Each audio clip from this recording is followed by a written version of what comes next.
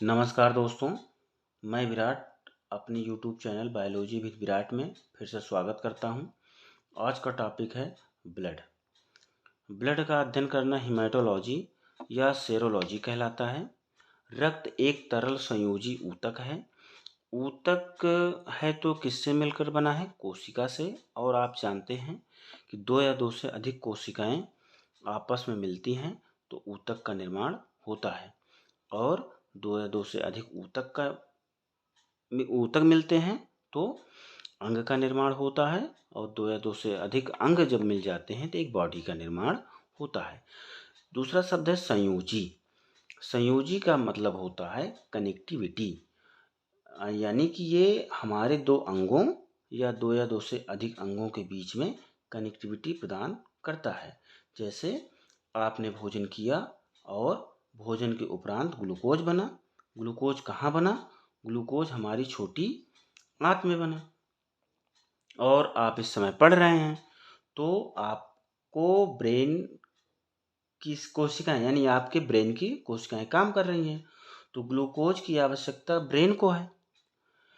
Glucose को brain तक लाने का कार्य कौन करेगा?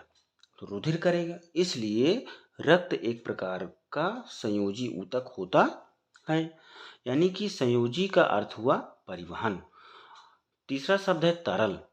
तरल का अर्थ होता है फ्लूइड। क्या होता है? फ्लूइड। यानी कि तरल क्यों है? क्योंकि इसमें जल पाया जाता है। और तरल होने के कारण ही तो यह हमारे पूरे शरीर में प्रवाहमान है। रक्त का पीएच मान 7.4 होता है, अर्थात क्षारीय होता है। यानी कि इसमें सोडियम बाइकार्बोनेट पाया जाता है। रक्त एक प्राकृतिक कोलाइड है। रक्त का स्वाद नमकीन होता है। नमकीन क्यों होता है? क्योंकि इसमें NaCl पाया जाता है। हीमोग्लोबिन पुरुष और स्त्री में अलग अलग मात्रा में पाया जाता है। पुरुष में 14 ग्राम प्रति डेसीलीटर और स्त्री में 13 ग्राम प्रति डेसीलीटर होता है। हीमोग्लोबिन देखा जाए तो दो शब्दों से मिलकर बना है। पहला है हीम और दूसरा क्या है? ग्लोबिन। हीम का अर्थ होता है वर्णक और ग्लोबिन का अर्थ होता है प्रोटीन। हीमोग्लोबिन में आयरन भी होता है। आयरन पाए जाने की वजह से ही तो हीमोग्लोबिन का जो यानी कि ब्लड का जो रंग है वह कैसा होता है? लाल होता है। अब रक्त का निर्माण कहाँ पे होता है? वयस्क में बोन मैरो में होता है। और भ्रूण में कहाँ पे होता है? लीवर में होता है। स्प्लीन यानी तिल्ली को ब्लड बैंक कहा जाता है। और आरबीसी का कब्रिस्तान भी किसको कहा जाता है? स्प्लीन को ही कहा जाता है। रक्त परिसंचरण की खोज विलियम हार्वे ने किया था। रक्त समूह की खोज कार्ल लैंड स्टीनर ने किया था। अब आइए देखते हैं ब्लड के कार्य। ब्लड के कार्य में पहला कार्य है परिवहन। परिवहन का मतलब होता है कि एक स्थान से दूसरे स्थान तक पहुंचाना। और क्या किसका किसका परिवहन ये करता है? यानी कि पोषक पदार्थों का परिवहन करता है, गैसों का परिवहन करता है, उत्सर्जी पदार्थों का परिवहन करता है। यानी गैसों के परिवहन में जैसे कार्बन डाइऑक्साइड हो गया, पोषक पदार्थों का परिवहन में ग्लूकोज, अमीनो एसिड और उत्सर्जी मेडिसिन आदि, एल्कोहल और बहुत सारे उत्सर्जी पदार्थों का भी ये परिवहन करता है। दूसरा है ताप नियंत्रण, यानी कि ब्लड हमारे शरीर के ताप को भी नियंत्रित करता है।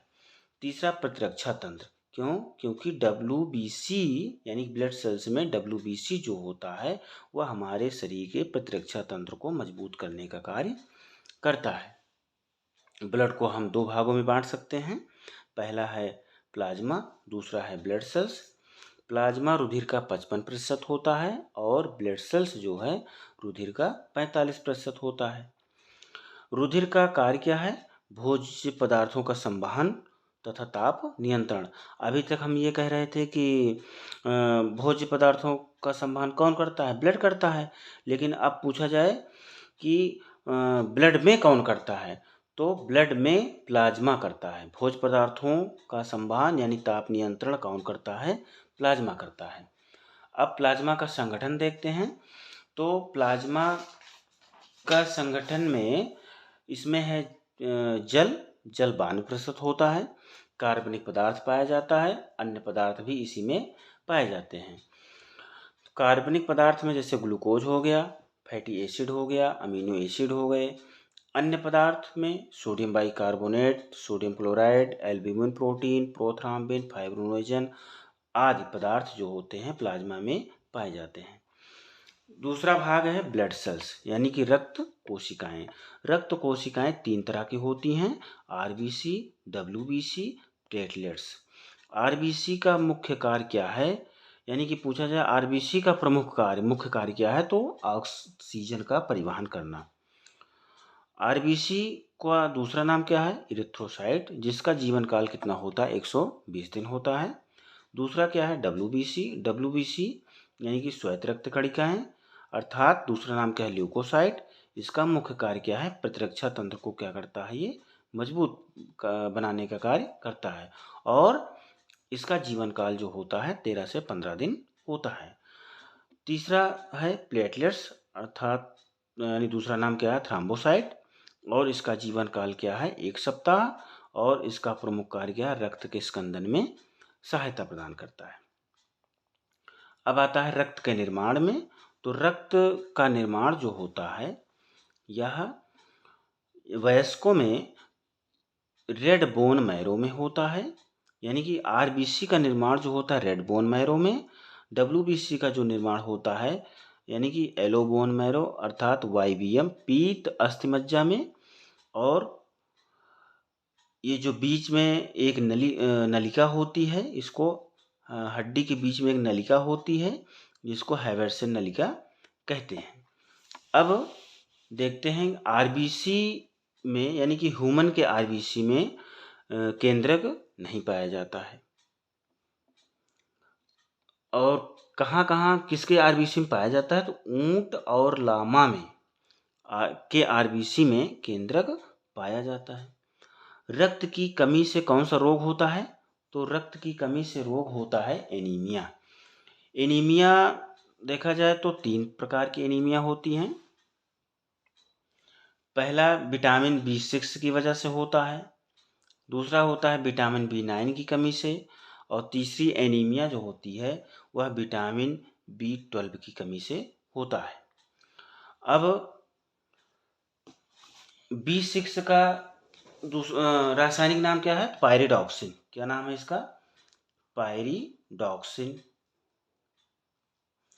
विटामिन B9 का फोलिक एसिड, और विटामिन B12 का साइनोकोबालामीन। ठीक। पायरिडॉक्सिन की कमी से जो एनीमिया होती है उसको सिंपल एनीमिया कहा जाता है, साधारण एनीमिया। यानी कि कैसा एनीमिया है ये, साधारण एनीमिया। ठीक। और B9 की कमी से अर्थात फोलिक एसिड की कमी से भी एक एनीमिया होती है। और B12 यानी साइनोकोबालामिन की कमी से जो एनीमिया होती है उसको कहा जाता है परनीसियस एनीमिया। Pernicious anaemia. यह एनीमिया जो है बहुत खतरनाक होता है, अर्थात ये तीनों की कमी से तो एनीमिया होता है, लेकिन विटामिन B12 की कमी से जो एनीमिया होती है, परनीसियस एनीमिया, यह बहुत खतरनाक एनीमिया है। इसमें क्या होता है कि आरबीसी जो होती है उसका परिपक्वन यानी वो मेच्योर नहीं हो पाती है, और जब मेच्योर नहीं हो पाएंगे आरबीसी तो ऑक्सीजन का परिवहन नहीं होगा, बहुत सारे पदार्थों का परिवहन नहीं होगा। तो एक चीज़ और है इसमें, परनीसियस एनीमिया में पूछा जाता है कौन सा तत्व पाया जाता है, तो कोबाल्ट। ठीक है, कोबाल्ट भी पाया जाता है, एमीन भी पाया जाता है, यानी कि अमोनिया मतलब एमीन, और साइनाइड भी पाया जाता है, लेकिन मुख्य रूप से जो होता है वह कोबाल्ट पाया जाता है। तो आज के लिए बस इतना ही। कल मिलेंगे इसी के ब्लड के दूसरे भाग में। तब तक के लिए नमस्कार।